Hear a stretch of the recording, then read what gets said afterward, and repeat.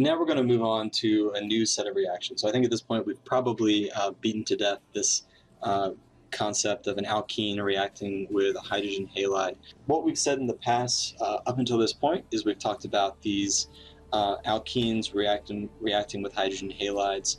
So at this point, this is kind of, we've done this over and over and over again. At this point, hopefully all of these arrows are very intuitive for you, but just in case, it's worth it to point out that if you're actually drawing these arrows in any way other than what's been drawn here, you are 99.9% likely to be doing this mechanism incorrectly. So if you're doing any other type of arrow pushes other than these three to get to this final product, you have done something wrong. And you might have the right idea in your head in terms of what's happening, what bonds are breaking, what bonds are being formed, but it's equally important to be able to convey what's going on in your head to your reader, in essence me, as much as it is to actually have an idea of what's going on. Because if you draw the arrows incorrectly, all I have to evaluate your understanding is the notation that you draw. So even if you have the right idea in your head, but you draw the arrows incorrectly, I'm going to question whether or not you actually have a good understanding of it. So it's equally important to be able to draw these arrows in the correct way to accurately represent your understanding of what's going on. So if this is weird, or if you don't really understand why the way you draw your arrows are incorrect, if they're not exactly like this, talk to me or talk to anybody else who you think might have a good understanding, and then kind of move on from there. But anyway, kind of moving on from the alkenes reacting with the hydrogen halides, what we're going to keep the same, we're going to change one part and we're going to keep the other part the same. The part that we're keeping the same is our alkene. So everything that we're going to be talking about, for the foreseeable future, will always have an alkene as your major player, okay? So your alkene is always a major player, and what we'll be changing is what the alkene is reacting with. So what we're going to change is we're going to get rid of this hydrogen halide, and what we're going to do is replace it, in this case, with water. So the question then is, okay, what if you took your alkene and you threw it in a reaction flask, and instead of trying to react it with HBr, what if you reacted it with water? What would happen in that case? So the way that we're going to answer that is we have to keep in mind the way that this alkene is acting at the very beginning of this mechanism. So the alkene is acting in a very basic way, not saying that it's simple, but saying that the alkene is acting as a base. It's trying to remove a hydrogen from a corresponding acid. And so if this is our base, then this is going to be our acid, and this is the hydrogen to whatever bond that's being broken. So if we were to actually do a similar thing in this case, we could redraw this kind of arrow push to show the alkene attacking this hydrogen and that hydrogen to oxygen bond breaking like that. However, it turns out that this is not as simple as it seems.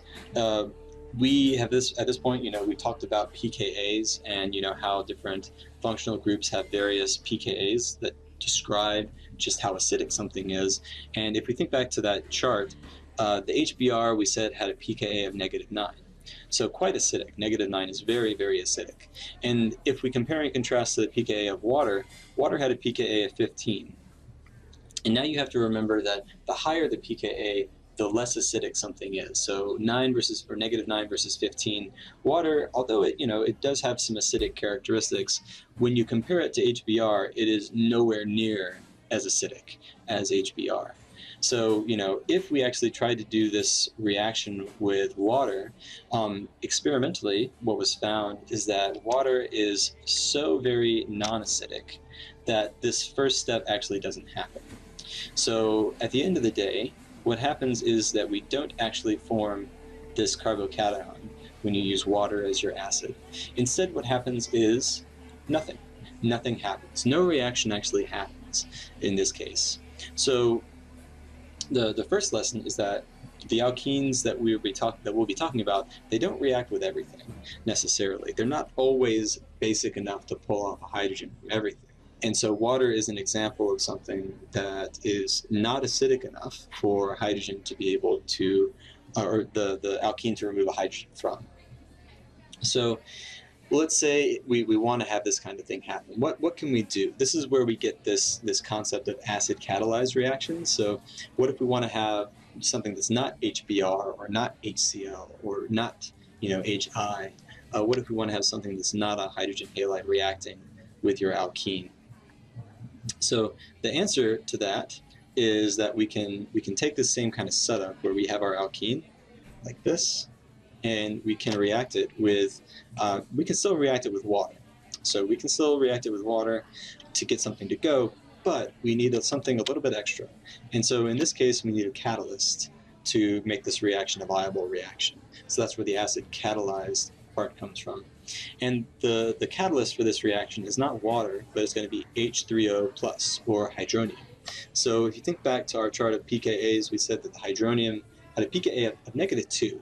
So comparing -2 to 15, this hydronium is quite acidic. And if you add this acid catalyst, I'm just going to give you the end result. So I'm going to skip to the end of the novel and give you the end result of what happens. So at the end of the day, if you react water and hydronium with our alkene, we're going to end up getting an OH, or a hydroxy group, attached to our alkene. So this is what's called a hydroxy group.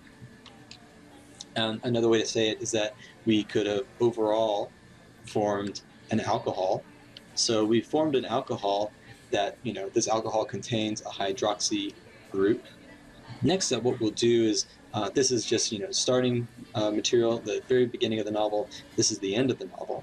What we're going to do next is really talk about the guts, talk about, all of the nitty-gritty details of the mechanism of how this works, because it's not obvious right away what exactly happens.